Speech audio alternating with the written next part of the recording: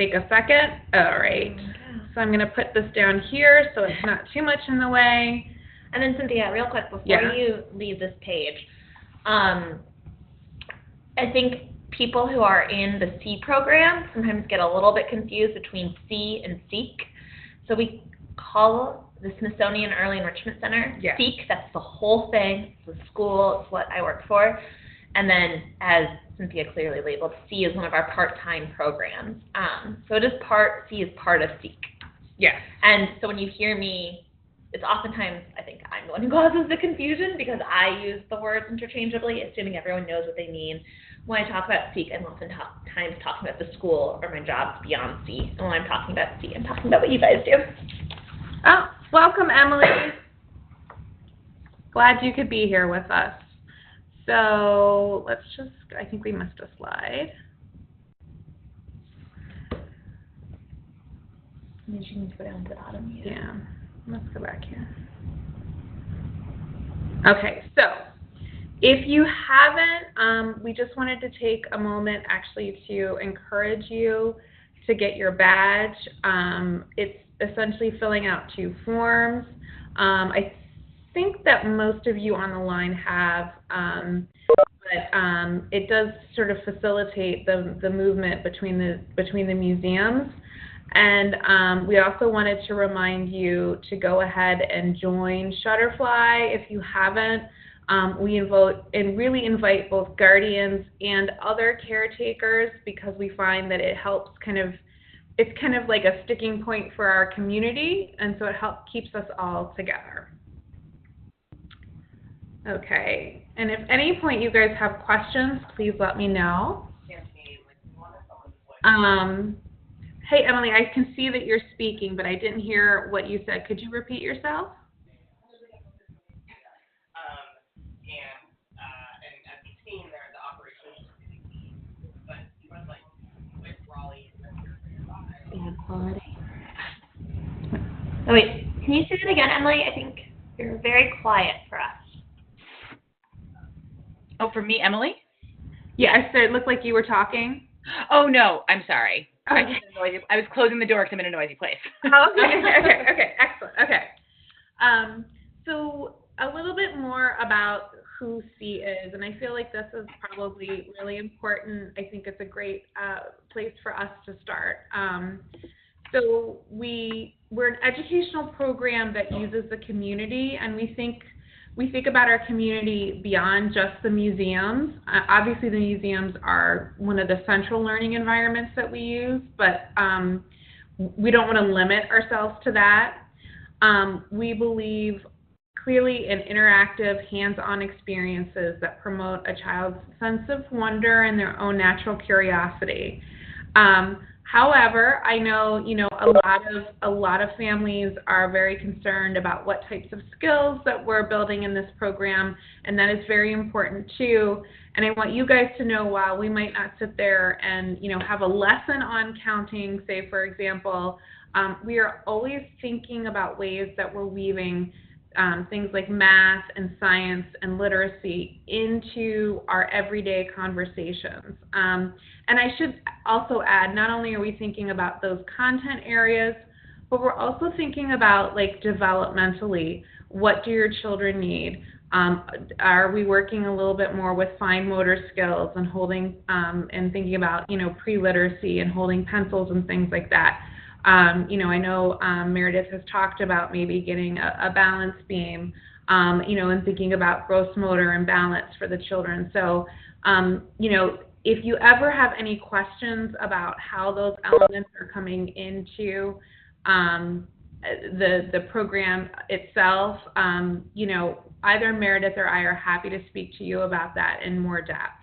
But just so that you guys realize, we're very thoughtful about making sure those things are kind of being ticked off on a regular basis.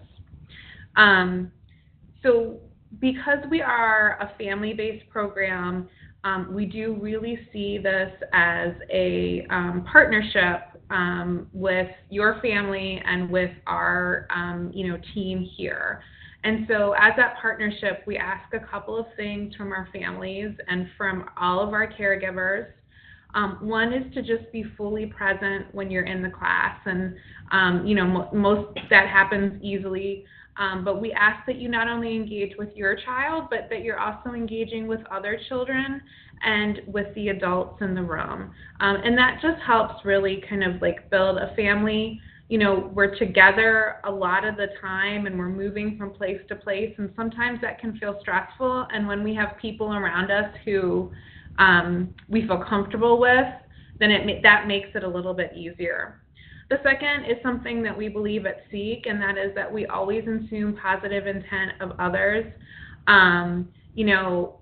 It's easy, especially when it comes to different parenting styles, to feel like maybe something was done and it makes you feel uncomfortable, and maybe you're feeling protective of your child. And so sometimes there can be some strong feelings that can occur in these situations, and we just ask that we think positively first and not assume the worst of people, but rather the best of people. And then, when we do have those concerns, that they get communicated respectfully with both the staff and other families.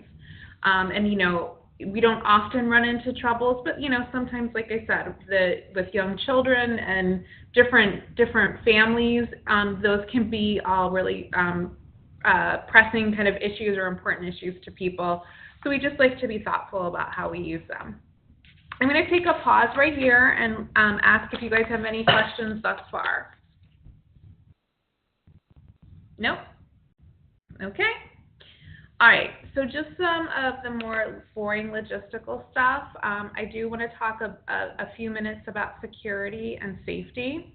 One thing you'll notice is that Mary Beth and Meredith will always have two walkie-talkies with them.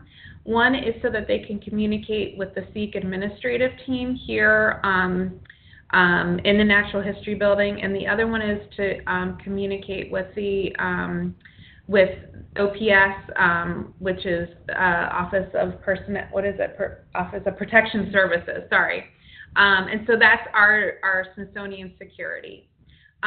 Here in Natural History, we have a security officer that would be designated to us should an emergency arise, and I am meeting more with the staff at the Ripley Center to make sure, well, they know about our presence, they're well aware of who we are and where we are during the week, but I'm meeting with them just to kind of solidify that and go over any special protocol that they might have over at the Ripley Center, and that is scheduled for next week. There are fire exits at Natural History. We would go outside the Constitution Avenue exit, and we also have the ability to go, you could go through the Ocean Hall and out to Madison Drive if need be. And then at the Ripley Center, we could simply go up the stairs and across the mall. Meredith is well aware of other routes, and she would direct you. The one thing that we're going to always ask is that you stay with the group and you listen to the security officers always. And the reason for that is because there can be a number of different types of security situations. For example, fire versus bomb threat versus active shooter. There will be different protocol based on each of those incidences. And in a situation like that, it's really best to listen to what the officers are saying. So if you were in, like, say, the Hirshhorn, for example, you're going to wait and really listen to what they have to say over there. If we're on the mall, then, it might be that we're getting information via the walkie-talkies. But I can't stress enough how the information that we're getting from the walkie-talkies is the most up-to-date information and the information that will allow us to know what is the best possible response to any particular situation. The other thing that I like to let folks just be aware of is that the protocol for calling 911 is actually for us to radio security first and have them call 911, and the reason for that is that it can be very difficult for 911 to find us within the museum, but if they have a security officer that is designated to meet them, and the security officer knows where the emergency is, then they're more likely to get to our location quickly. So just so you know, that will be the protocol that Meredith will follow should there ever be a problem. And finally, just injured caretaker protocol, because we actually have had this happen. If for some reason we had somebody, like, say, for example, fall and slip and we needed to call an ambulance, our rule of thumb is kind of to have the lead educator stay with the injured caretaker and or family, ensure that everything is okay there. If for some reason we needed to take the child and have the caretaker, taken to the hospital, then we would ensure that anybody who's on your family information form was contacted and let them know that we had the child with us, and we wouldn't let anybody but anyone who's on that form pick up the child. We would then ask for Mary Beth essentially to just kind of deal with the rest of the class. Obviously, if there was an emergency like that, we probably wouldn't proceed, and we would just, kind of wrap up the day. That is security and safety in a nutshell. I'm going to pause again and ask if anybody has any questions. Okay, moving along. So if we have a budget issue, or if we have a weather-related issue and the government closes, then C will also not meet. Sometimes the federal government will be open, and we will decide to close